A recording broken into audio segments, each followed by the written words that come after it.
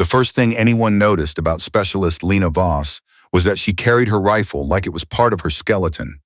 Not slung, not shouldered, integrated. Staff Sergeant Cruz noticed it the moment she stepped off the vehicle at Forward Operating Base Miran, Shah, the dust still settling around her boots.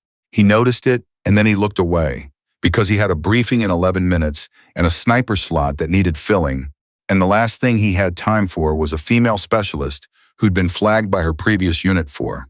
And he'd read this 3 times to make sure he wasn't misreading insufficient deference to unit hierarchy. He'd asked around. The answer he got back was always the same. She doesn't play well with others. What nobody said, what nobody volunteered, was why. Voss set her pack down in the corner of the bunk room that hadn't been assigned to anyone, which told her immediately where she stood. She didn't ask for another bunk. She didn't report the oversight. She unrolled her sleeping pad, organized her kit in the order she always did. Tools of her trade first, everything else second, and went to find the armory to check the 0 on her rifle. The armorer, a kid named Platt who couldn't have been older than 20, watched her for a moment before speaking. "You know we've got a range check at 0600? "I know," Voss said. "I'm doing mine now." Platt opened his mouth, then closed it. There was something in the way she said it. Not aggressive, not dismissive, just settled. That made argument feel beside the point. She was on the range for 2 hours that evening. When she came back, the groupings she'd logged were so tight that Platt spent 10 minutes looking at the paper before he filed it. Because he thought there'd been a mistake, there hadn't been. The unit was the 75th Ranger Regiment, attached to a forward advisory element operating in the Khost-Gardez corridor. Their mission on paper was training. Their mission in practice was considerably more complicated. Voss had been requested by name, not by Staff Sergeant Cruz, by the officer running the advisory element, Major Aldrich, and Aldrich had been careful not to explain why, which was its own kind of explanation. She'd come recommended from her previous deployment, where she'd served with a Ranger unit that had, by all accounts, performed exceptionally until the operation that ended her time with them. Nobody talked about that operation. Not officially. Voss didn't talk about it at all. What she did instead was work. She was up before anyone else. She ran longer. She cleaned her kit more thoroughly. She memorized the terrain maps of their operational area with the kind of focus that looked, from the outside, like obsession, and was, from the inside, something else entirely. She wasn't trying to impress anyone. She had long since stopped caring about that. She was looking for something specific. The others, there were 9 of them in the advisory element, plus the Afghan counterparts they were training, had decided their opinion of Voss within about 48 hours of her arrival. Sergeant Dunbar, who was the most experienced of the team, and therefore thought he had the most authority over the unit's social architecture, summed it up one evening in the common area while Voss was on the range. "She's good," he said, in the tone of someone granting a concession they resent, "but she's not here for us." Nobody asked what he meant. They didn't have to. She ate alone. She briefed alone. When the team gathered after debriefs to decompress, she was always the one who excused herself after exactly the right amount of time. Long enough not to appear hostile, short enough to be gone before conversation turned personal. Sergeant Price, who had a talent for reading people that he deployed selectively and usually for entertainment, watched her go one night and said quietly, to nobody in particular, "She's counting something." He wasn't wrong.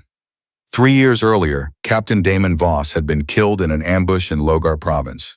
He was Lena Voss's father.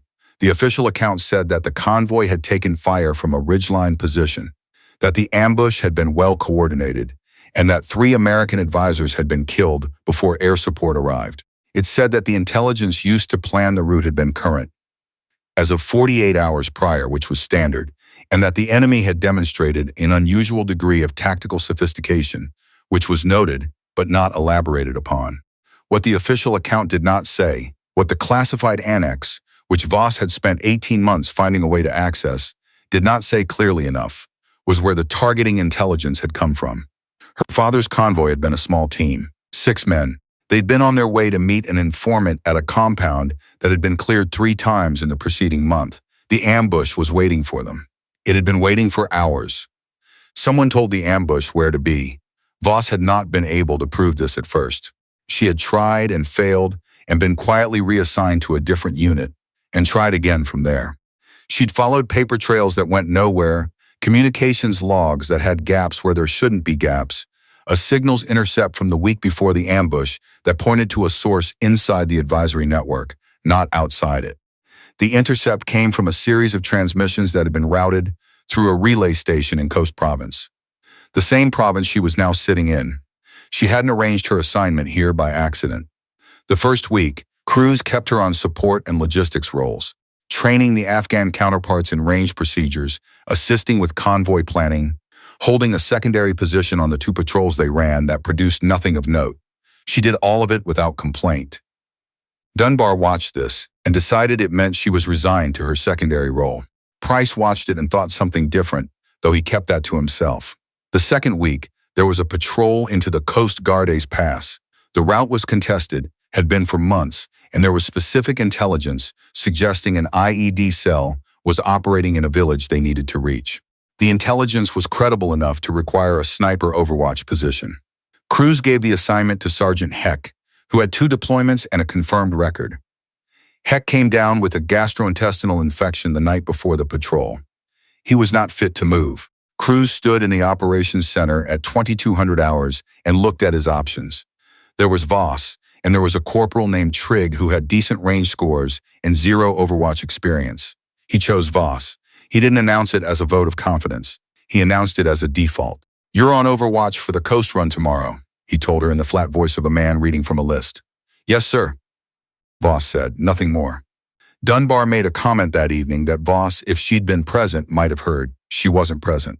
She was studying the satellite imagery of the ridge positions along the patrol route with a flashlight in her bunk, making small pencil marks on a printed terrain map that she had annotated herself in a handwriting so precise it looked mechanical.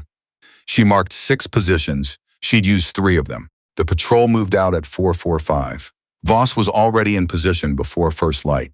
The ridge ran northeast to southwest, and the overwatch position she'd selected sat at an elevation that gave her clean sight lines on the 3 most likely approach vectors the IED cell would use if they decided the patrol was worth engaging.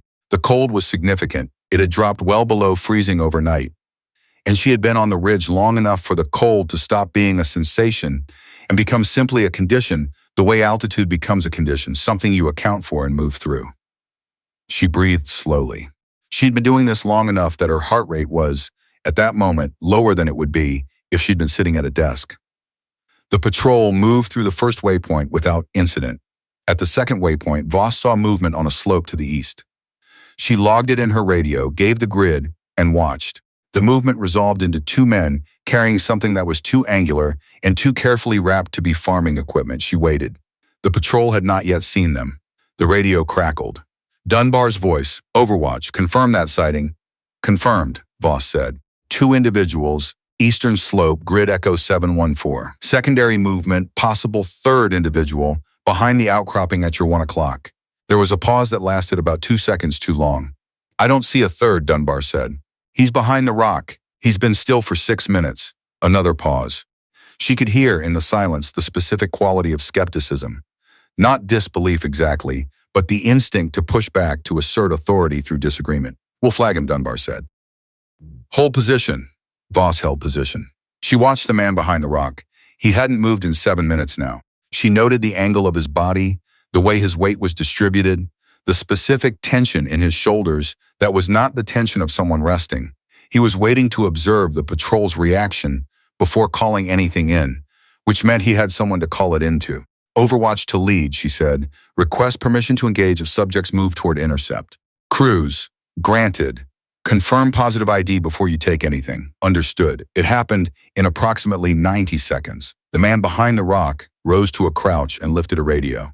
The 2 men on the eastern slope changed direction, moving now with the kind of deliberate speed that had a specific name in the vocabulary she'd built over 7 years. She took a breath, let half of it out.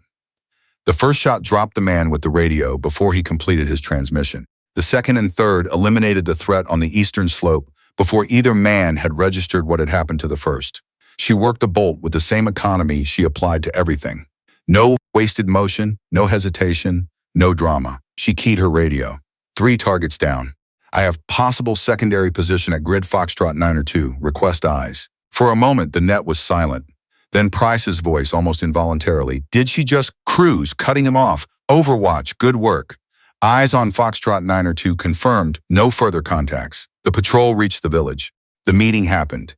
They came back. Nobody in the debrief made a large production of what had occurred. But Dunbar, who had been the one to question the third contact call, did not speak during the portion of the debrief where Voss briefed her engagement sequence. He listened with the particular quality of attention that people give to things that have revised their assumptions. Price caught her eye, once, briefly. She didn't acknowledge it. She was already thinking about something else. The signal's relay station was the thing she kept coming back to. She'd confirmed its existence through the classified traffic she'd reviewed before deployment. It was a legitimate military installation, or had been, decommissioned 2 years ago when the advisory mission in Khost had changed shape. But decommissioned did not mean inactive. She knew this because the intercepts she'd been tracing for 3 years pointed consistently to a signal pattern that matched the relay station's frequency signature, even after its official shutdown date. The signal didn't stop, it just changed routing. Someone was still using it, and the patterns in the signal, the timing, the content headers she could read, even without decrypting the message bodies, matched the pattern of a source that had been feeding information to hostile networks since before her father's convoy was hit. She couldn't prove this with what she had. She needed logs from inside the station itself. The station was 12 kilometers from their FA-B. It was technically outside their operational area. She requested a patrol authorization through Aldrich and was told politely that it wasn't priority. She requested it again 3 days later, framing it differently, and was told the same thing. On the 4th day, she filed a request that went not through Aldrich, but through the signals intelligence officer at the brigade level, attaching 3 years' worth of annotated intercepts and a 40-page analysis she had written over 9 months, in her own time, that walked through the signal pattern in enough technical detail to be undeniable. She didn't know if anyone would read it. She went back to work. It was Price who came to find her 2 weeks later at the range. She was at 800 meters, practicing what she didn't need to practice but practiced anyway, because discipline is not something you maintain by relaxing it. "Aldrich wants you," he said. She came in off the range and went to the operations center, where Aldrich was standing with 2 individuals she didn't recognize. One in civilian clothes, one in a uniform that indicated she was not from this unit or this brigade. The civilian spoke first. "We read your analysis," he said. Voss said nothing. "The signals pattern you identified. We've been tracking a related thread for about 8 months. Your intercepts," he paused, choosing words carefully, "filled in a gap we didn't know how to fill." She waited. "The source you've been looking for," he said, "isn't based in Khost province." She had been holding for 3 years a very specific understanding of geography, of where the problem was located. It was, she realized now, the one assumption she hadn't tested rigorously because it was the assumption everything else was built on. She kept her face still. "Where?" she said. He told her. She gave herself 30 seconds to process that. Not to grieve it, not yet. Grief had its own schedule, and she knew better than to rush it or deny it.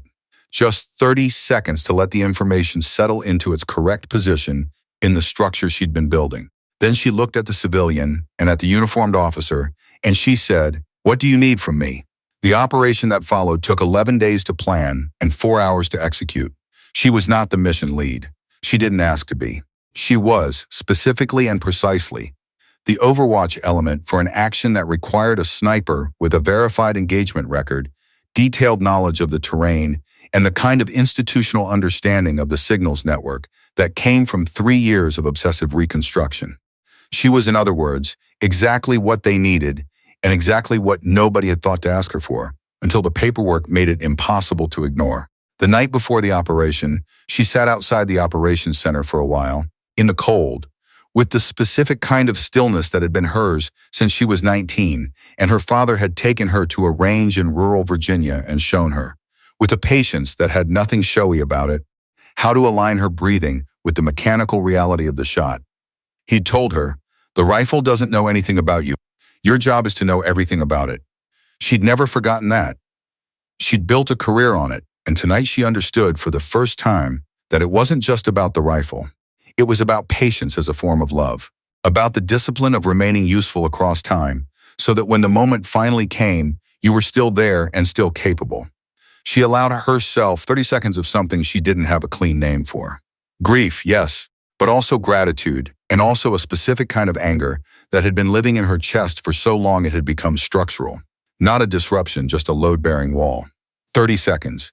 Then she went back inside. The operation went correctly. This is how she would describe it. After. Not dramatically.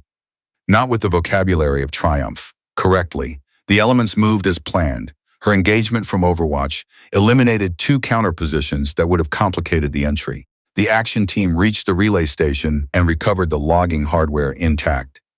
The individuals identified for detention were detained. There were no American casualties. She came off the ridge as the sun was beginning to define the edges of the mountains to the east, that particular quality of early light that turns everything the same pale gold and makes the landscape look briefly like something that has never been troubled. Cruz met her at the vehicle. He said, "Good shooting." She said, "Thank you, sir." Not more, not less. It was Dunbar, of all people, who said the thing that stayed with her. He was standing near the ramp of the vehicle, and he looked at her for a moment, and then looked away, and said, in a voice that had lost its previous texture of dismissal, "I should have trusted the third contact call on the Coast Patrol." She looked at him. "You weren't wrong to ask for confirmation," she said. "I was slow," he said. "We came back," she said. "That's the count that matters." He nodded once, and that was the end of it. In the operations center, 2 hours later, she filed her after-action report with the same precision she applied to everything: times, positions, engagement sequence, post-action observations. She attached her preliminary notes on the signal logs recovered from the station with a flag indicating they required immediate analysis by personnel with the appropriate clearance. Aldrich reviewed the report and then looked at her across the table. "The analysis you submitted to Brigade," he said. "The 40 pages, yes, sir?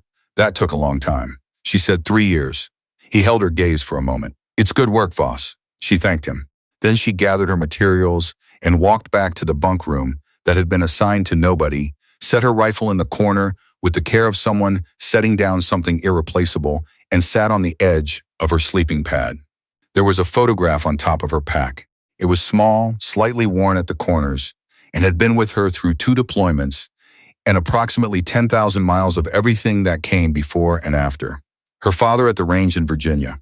A Tuesday morning in late October, the leaves just starting to turn. He was looking at her, not the camera, with the expression he reserved for moments when he was paying the particular quality of attention that meant, "I see you doing this correctly, and I want you to know I see it."